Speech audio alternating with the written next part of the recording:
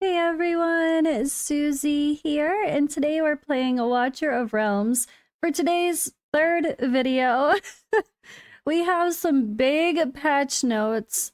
Anora and some other heroes are getting buffs.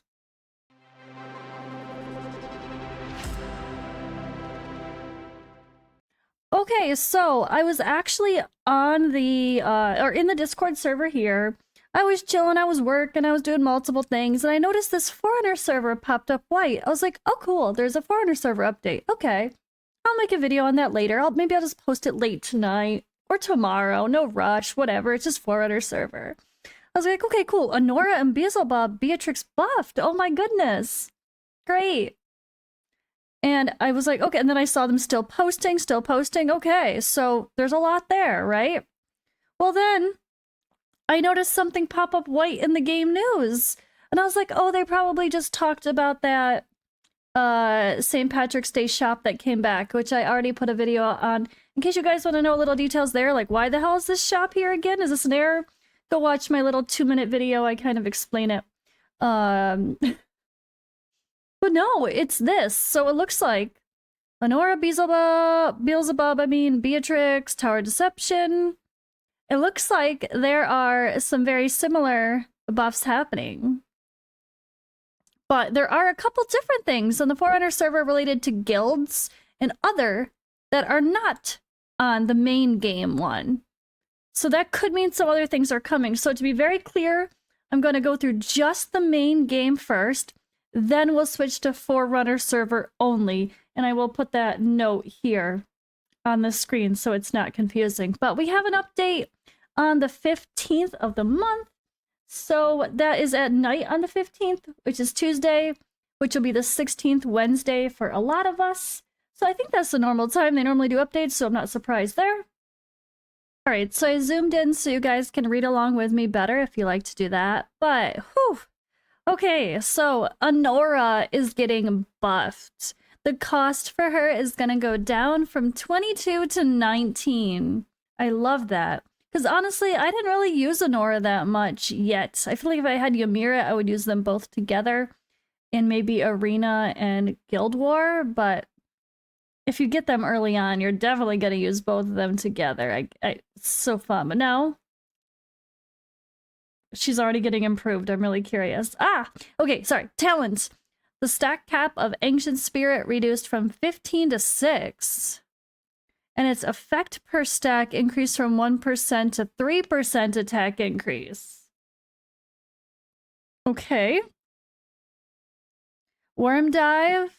Enhanced. During the ultimate, Labor's basic attack has an expanded damage range. Oh, hell yeah, just like Ymir it. And then Awaken 1. When Noxious Breath activates, immediately inflicts immobilized state for 2 seconds. It was previously 1 second, on up to 8 enemies in range. Okay, I like to see that. I love to see that the new hero who's coming back on a banner, not new, but coming back, is actually getting a little bit of a tweak. Beelzebub, Enhancement.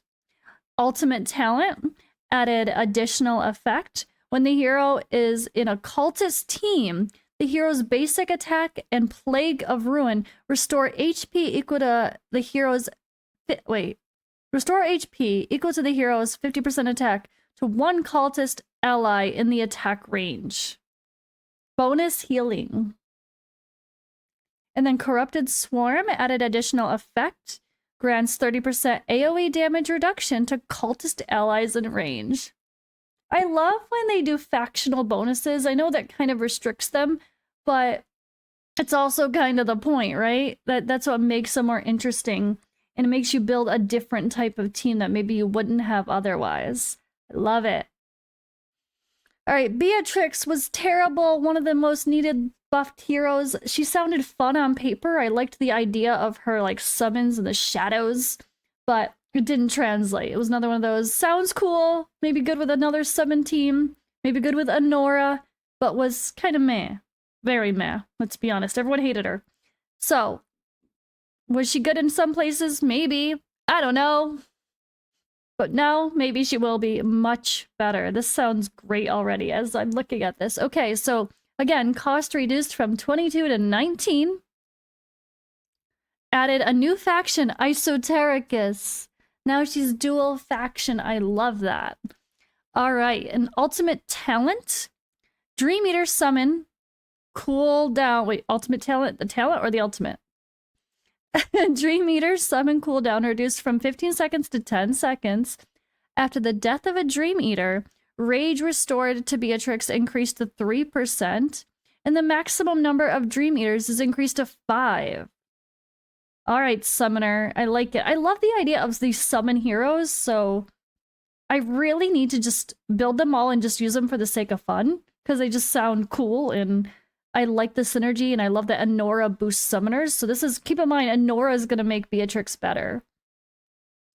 All right, during the ultimate for Soul Feast here, the heroes and Dream Eaters damage increase changed from 50 to 70% when fully booked. After casting the ultimate, Dream Eater's targeting range expanded to the entire battlefield. Oh yeah!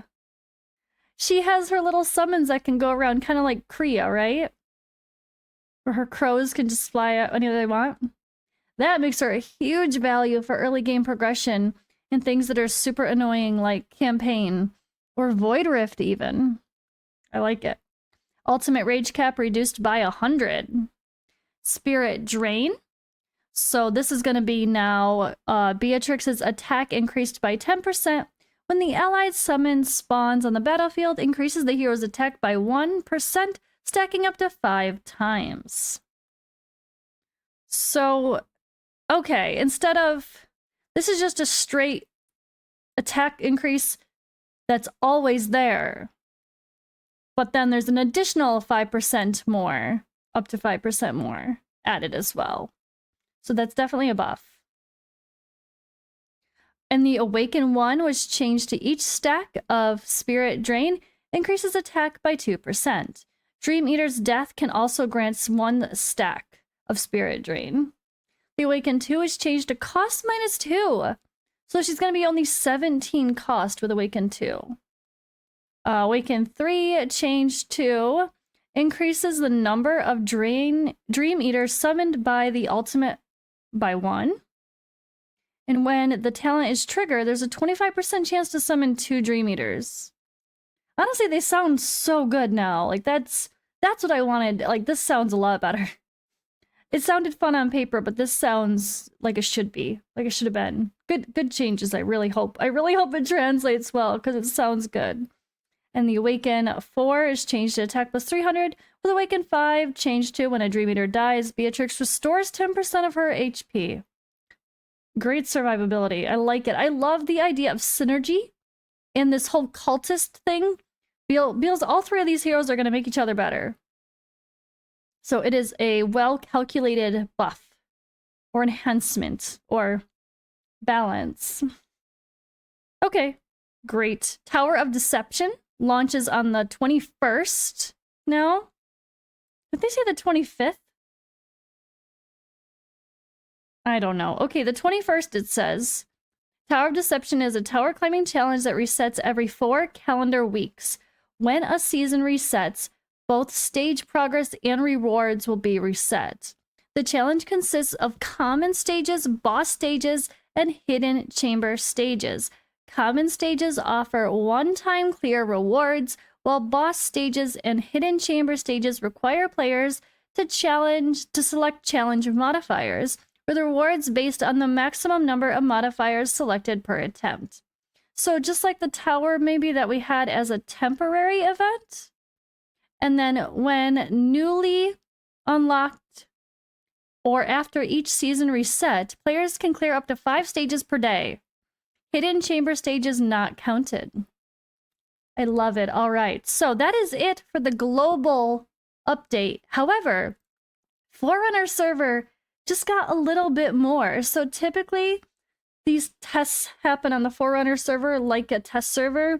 So that way they could see how things actually pan out before they come to the global server.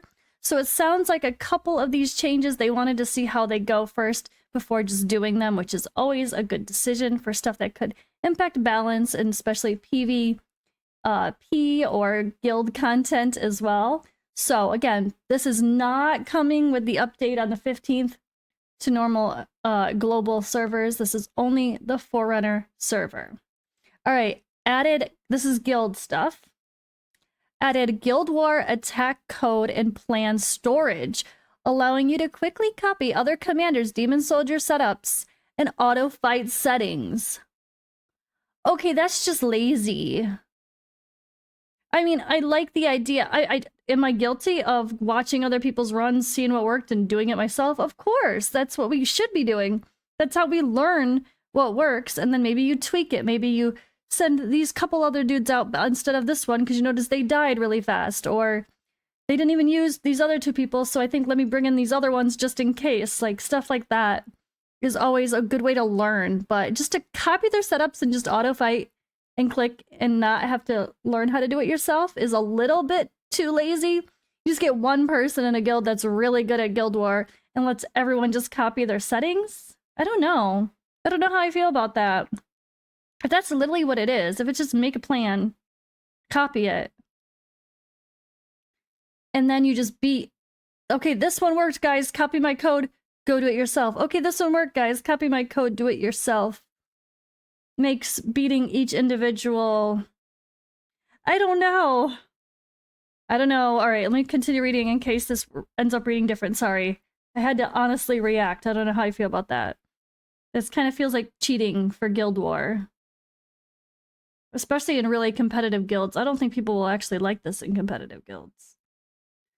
Plan sharing. After each battle, commanders can share through the share button in the battle settlement or the replay interface to generate an attack code. The plan storage. Using attack codes, you can import other commanders' attack team setups and auto-fight settings into the plan storage. The plan storage can store up to 5 attacks per season. When adding a new plan while at maximum capacity, the oldest plan will be replaced. Using plans. During Guild War Friendly Face-Off, you can access the plan storage through the Attack Plan button in the Demon Soldier team setup. Using a plan will replace your current Demon Soldier team setups and auto-fight settings. If you switch devices after using a plan, auto-fight may not work. Simply use the plan again to restore auto-fight functionality. Plan restrictions. Each attack code can only be used within the same matchmaking server and season.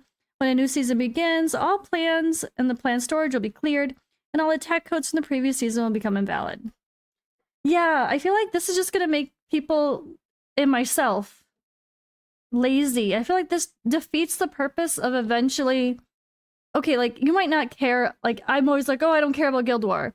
But I'm slowly starting to care more and deciding to learn more. But now I don't need to. I just copy the best person. Like, we have a couple guys that are all about that. So what? They just share their codes. I copy and paste them. And now it's just... There's, like, no need to learn? I don't know how I feel about that. I don't think that's good. It's good if you're in a guild that doesn't focus and you're the one person trying.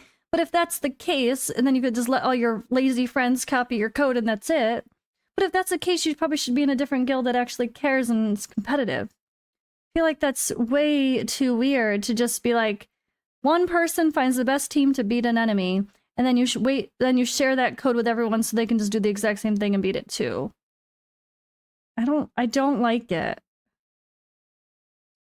Which is funny me saying that. This again as someone who has not liked guild content and Demon Soldier content. I just don't I don't know, I just never really cared too much. But looking at it from the eyes of competitive versus non-competitive clans, I don't know. I don't like it. It's weird. And it defeats the purpose. Like now I'm like, okay, so now I don't need to improve my own skills because I'm just gonna copy the person that knows more than me anyway. Like, it makes me feel like I should be lazy. Like, there's more of a benefit to be lazy. Alright, sorry, rant over, I guess. Anyway, others. Again, still the Forerunner server only, not the big, thing.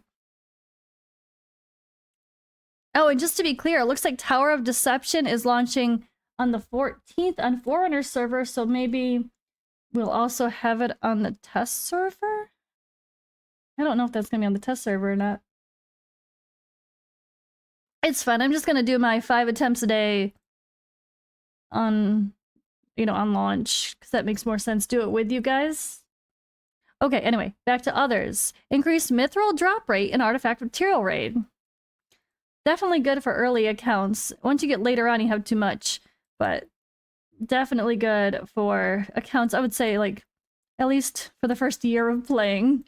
All right, increased demon soldier drop rate in Drake's Chasm. That's very good. Reduce the difficulty of defeating Sauron, Grimscale, in Abyss 1. The boss will be nerfed there. Let's see how that goes. We'll have to check in with the Forerunner server peeps and see what they think. Optimized acquisition difficulty for certain demon soldiers. Optimize the instant victory performance in Void Rift. Added early wave refresh rules to Gear Raid 3 and Promotion Raid. Insignia of Marksman. When all monsters in the current wave are eliminated, the next wave will spawn early, reducing battle time. Is that gonna totally mess up our Gear Raid 3 waves, though? Do we have to redo our auto battles? Oh god, I hope not. I mean, to be fair, I can do that probably very easily in my sleep now. At least Gear Raid 3. Don't make me do Gear Raid 2 again. Don't make me do it. Kidding, not kidding. Okay, yeah, those have been the updates, guys. I didn't expect to have 3 videos posted today. Sorry for the pings if you guys don't like that kind of stuff, but hey, there's a lot of news and I have to make sure we cover it.